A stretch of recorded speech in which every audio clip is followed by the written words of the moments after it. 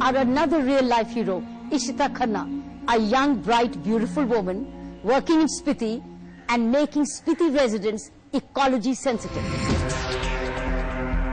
Now here's a real green hero we found at 17,000 feet. Meet 31-year-old Ishita Khanna. She is defying all stereotypes to help the Himachalis of Lahaul Spiti combat climate change. When you started working in Spiti, there was no STD booths, there was no internet. So I mean, just any sort of communication with the outside world would basically entail taking a trip down to Manali and, you know, doing the communication there.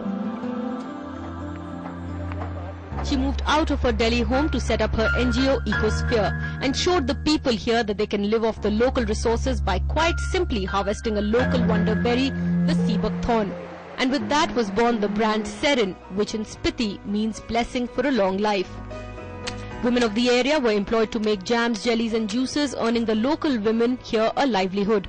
For 2 weeks a year, when the berries are harvested, the women in about 30 villages earn about 500 to 800 rupees a day. Earnings are mostly ploughed back for development.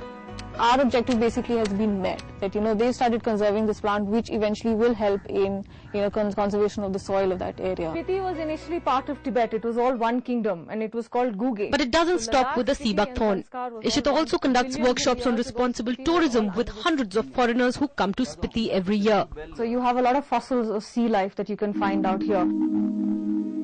Another pet project is to get the locals here to give up firewood and use energy sources like solar technology to warm their homes. With Ishita pressing on, hundreds of such homes are being built in Spiti Valley using solar technology, cutting down fuel wood consumption by a whopping 50%.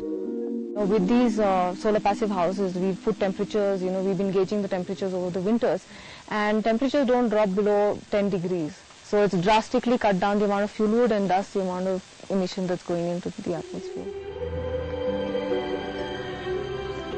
But Ishita finds it difficult to forget the times when she almost packed up from the Spiti.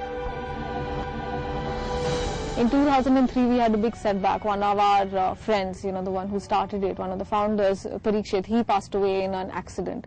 So that was a huge setback, and we actually considered whether we were going to go back or not. We somehow decided that, you know, there was a lot undone at that point in time. We had just started, so we went back and continued with our efforts. As planet Earth's worst crisis sets foot in the Himalayas, this change maker is continuing her wonder work in the mountains.